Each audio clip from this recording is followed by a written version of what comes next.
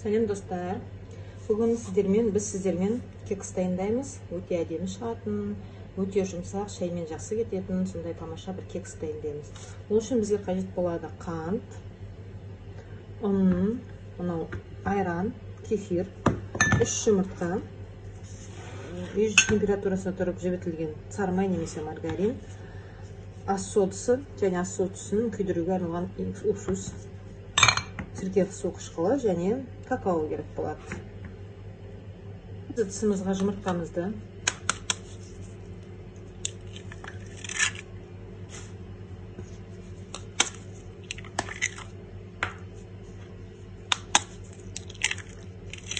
саламыз, қантымызды саламыз және кефирімізді құямыз үстіне.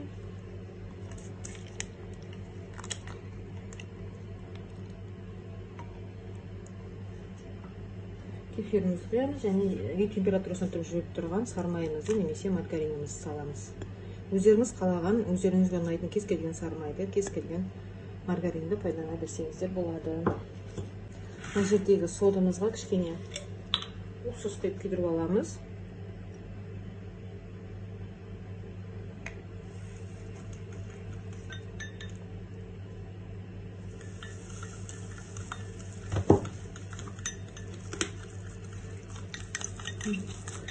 Барлығы әбден ерітілген содамызды осы смесіміздің үстіне саламыз.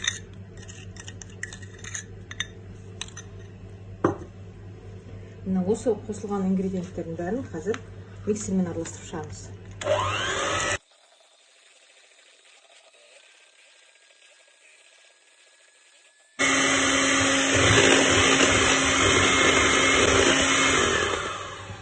Міне біз шекеріміз ерігенше араластырып алдық миксермен.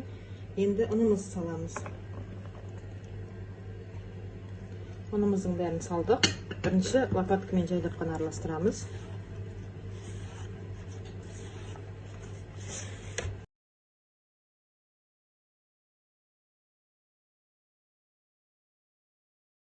Миксермен дұрыстап араластырамыз.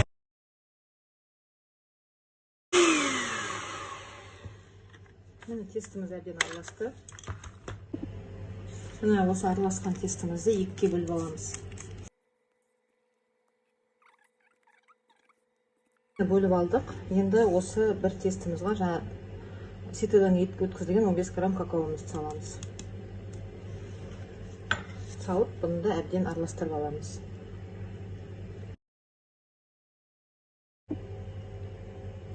Так, мына екі тестімізді дайын болды.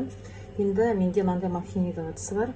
Жалпы кез келген кондитерлік дүкендерде осындай дөңгелек форма, әртүрлі формада нелер болады. Маффинге арналған, кекске арналған ыдыстар, соларды алсаңыздар болады. Бәлен жылдан бері келе жатқан, сондықтан жан-жағынан қарайып кеткеніне мән бермеңіздер. Неше жылдан бері қолданып келе жатқан ыдысым. Енді бұны былай саламыз. Бір қасық ағын.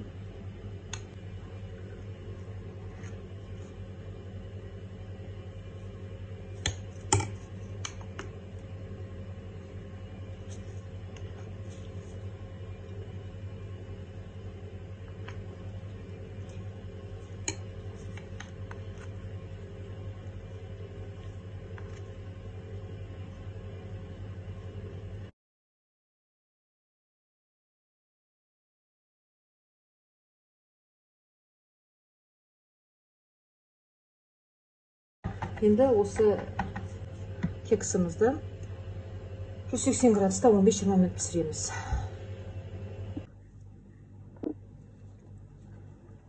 Кексті дайындайтын мынандай ыдыстарға да мына кексті салуға болады.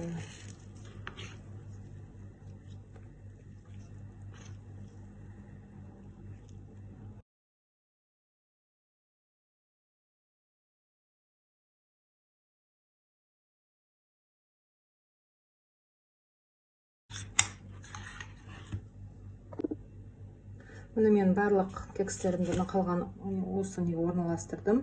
Менде барлығы 16 штук кекс шықты. Қазір бұны да пешке жіберемін. Мында кекстер шықты. міне өте жұмсақ,